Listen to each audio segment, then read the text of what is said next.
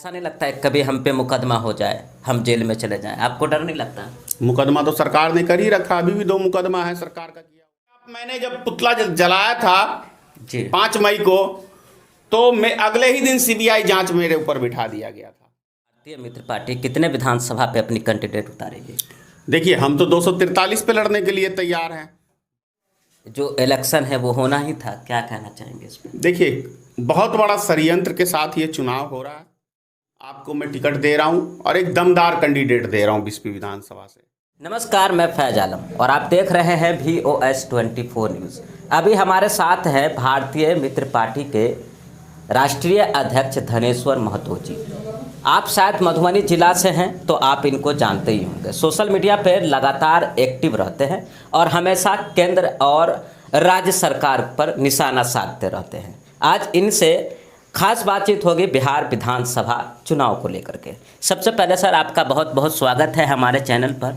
जी धन्यवाद। हम आपसे ये जानना चाहते हैं कि बिहार विधानसभा चुनाव के लिए तारीख भी फिक्स हो गई है, 3 चरणों में मतदान होने वाला है।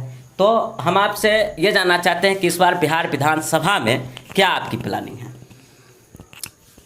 मेरी प्लानिंग को तो निर्वाचन आयोग, वो रोला मशीन होता है ना, वो चला दिया है। और वो चलाया है आपको नरेंद्र मोदी के इशारे के ऊपर। और मेरी ही पार्टी पे क्यों कहें, यदि कहें बिहार की 15 पार्टियों पे चलाने का काम किया है निर्वाचन आयोग ने, तो कोई बुरा नहीं है। आप 5 साल किसी भी जो निर्वाचन आयोग आपको चुनाव चिन्ह दिया हुआ है उसके ऊपर आप लेके प्रचार करते हैं, और यदि ये पता चल जाए कि आपका चुनाव चिन्ह एंड टाइम के अंदर बदल गया है और पब्लिक के दिमाग में ये दिया गया है कि पब्लिक को हम लोग समझा रहे हैं कि ये हमारी पार्टी का चुनाव चिन्ह है, ये हमारी पार्टी का चुनाव चिन्ह है, और उसके बाद आप 15 दिन में या 20 दिन के अंदर कैसे इतने बड़े बिहार प्रदेश के अंदर आप जाके जनता को समझा सकते हैं कि नहीं भाई, ये हमारा चुनाव चिन्ह बदल गया है? तो एक सत्ताधारी पार्टी के इशारे के ऊपर यदि कहें केंद्र सरकार ये निर्वाचन आयोग काम कर रही है, तो इसके अंदर कहीं कोई दो मत की बात नहीं। अच्छा सर, हम आपसे ये जानना चाहते हैं कि मधुबनी में 10 विधानसभा क्षेत्र है और आपकी ये भारतीय मित्र पार्टी कितने विधानसभा पे अपनी कैंडिडेट उतारेगी?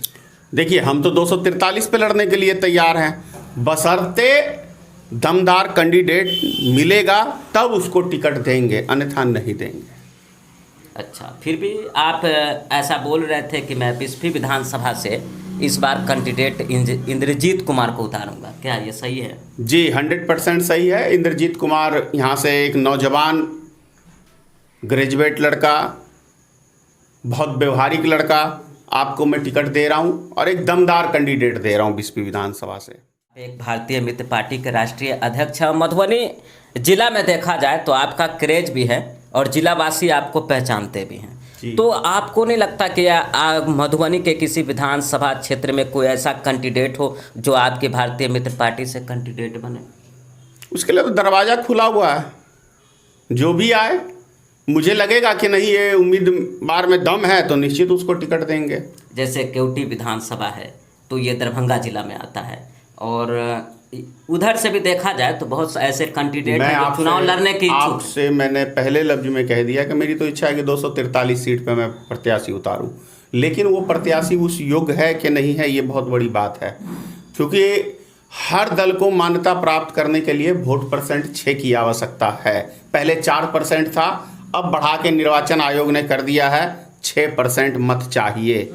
तो ऐसे प्रत्याशियों को टिकट नहीं दे सकते हैं जो मान लीजिए 500 वोट भी ना ला पाए, या उनको 500 वोट की कोई महत्व नहीं है।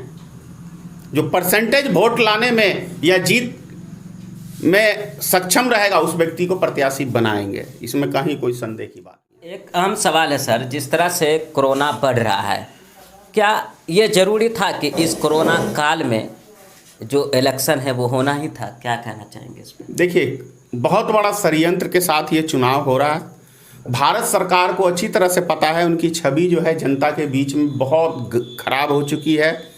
आज किसान हो, नौजवान हो, देश की माता बहनें हो, दलित समाज के लोग हो, मुस्लिम समाज के लोग हो, एक भी व्यक्ति आज केंद्र सरकार को पसंद नहीं कर रहा, उनकी नीतियों को पसंद नहीं कर रहा, उसके खिलाफ रोड पे उतारा जा रहा है। आपने कल ही देखा होगा, पूरा भारत बंद बुलाया हुआ था।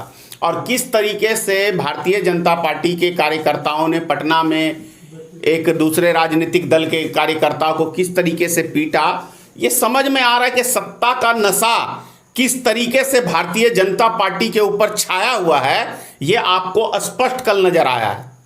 आप देख रहे हैं। ने पटना में कुछ दिन पहले आईपीएस संजीव भट्ट की रिहाई को लेकर आवाज़ उठाया था और आपके कार्यकर्ताओं ने मधुबनी में भी ये आवाज़ उठाया था। क्या मामला है, क्या लगता है सरकार रिहा करेगी उनको? सरकार रिहा नहीं करेगी तो कोर्ट रिहा करेगा ना। निर्दोष व्यक्तियों के लिए तो न्यायालय है ना। सरकार अपनी मन की चला सकती है ना, लेकिन न्यायालय पे तो लोगों का विश्वास है। जी, आपको विश्वास है? मैं समझता हूँ भारत के एक एक नागरिक को विश्वास है जी। आखिर कपिल खान को यूपी सरकार ने जेल में उसके ऊपर रासुआ लगा के उसको बंद कर दिया, ये राजद्रोह का मुकदमा डाल के, तो आखिर न्यायालय ने क्या सहारा लिया उसको, आखिर बाइज्जत बरी हुआ ना वो। जी बिल्कुल।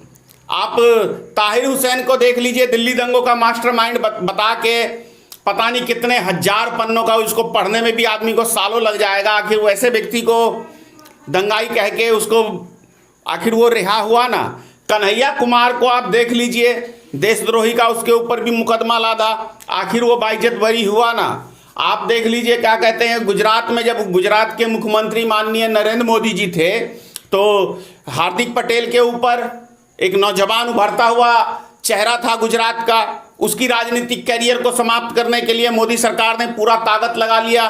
तो देश में जितने भी हैं जो इनके खिलाफ जाता है तो उसको किसी न किसी तरीके से फंसाने की बात करते हैं। अब मुझे ही रख लीजिए आप, मैंने जब पुतला जलाया था 5 मई को, तो मैं अगले ही दिन सीबीआई जांच मेरे ऊपर बिठा दिया गया था।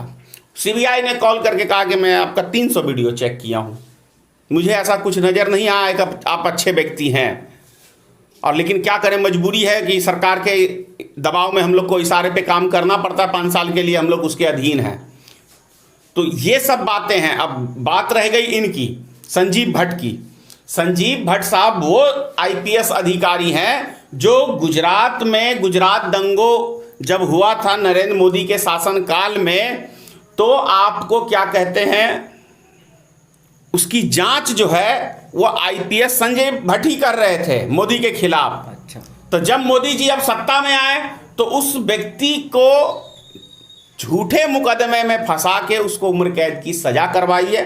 तो हम लोग को राजनीतिक दल के हैसियत से, एक सामाजिक कार्यकर्ता के हैसियत से सभी व्यक्तियों का यह कर्तव्य बनता है कि किसी भी निर्दोष आदमी के खिलाफ यदि उसको फंसा दिया जाता है तो हम लोग को उसको साथ देना चाहिए। और मैं तो कहूँगा कि देश के नागरिक को, एक व्यक्ति को रोड पे उतरना चाहिए उसके खिलाफ, उनके समर्थन में मतलब, और सरकार के खिलाफ, ताकि सरकार का मतलब जो अहंकारी एक सरकार हो गया है उसका मनोबल टूटे और वो एक जो संविधान के अनुकूल है सरकार चलाए उसके अनुसार।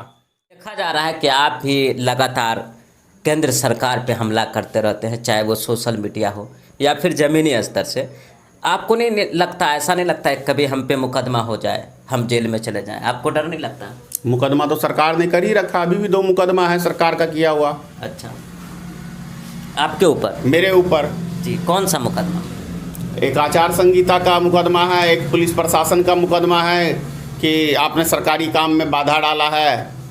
अब किसी एक नौजवान की हत्या हो गई थी, उसी के विरोध मतलब इंसाफ मांगने के लिए रोड पे आदमी धरना प्रदर्शन कर रहा था, उसमें मुझे बुलाया गया था। तो उसमें मैंने हालांकि प्रशासन को कोऑपरेट ही किया।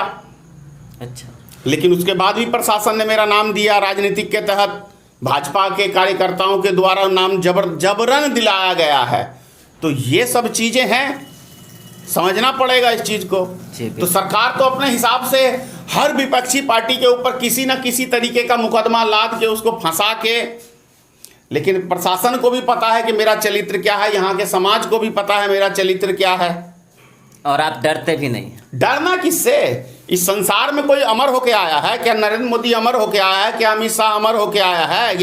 योगी आदित्यनाथ अमर होके आया है? संसार का एक ही सच्चाई है कि जो संसार में आया है उसको जाना है। ये कड़वा सच है। तो डरना क्या? अरे किसी को 2 दिन आगे जाना है, किसी को 2 दिन पीछे जाना है। अगर अन्याय के खिलाफ हम लड़ रहे हैं और उसमें यदि हमारी जान चली जाती है तो देश के लिए गौरव से कह सकता है ना कोई व्यक्ति कि देश के लिए, समाज के लिए हमने अपनी प्राण की निछावर किया है, तो इसमें क्या डरना। चलिए, बहुत बहुत धन्यवाद। ये थे हमारे साथ भारतीय मित्र पार्टी के राष्ट्रीय अध्यक्ष धनेश्वर महतो जी।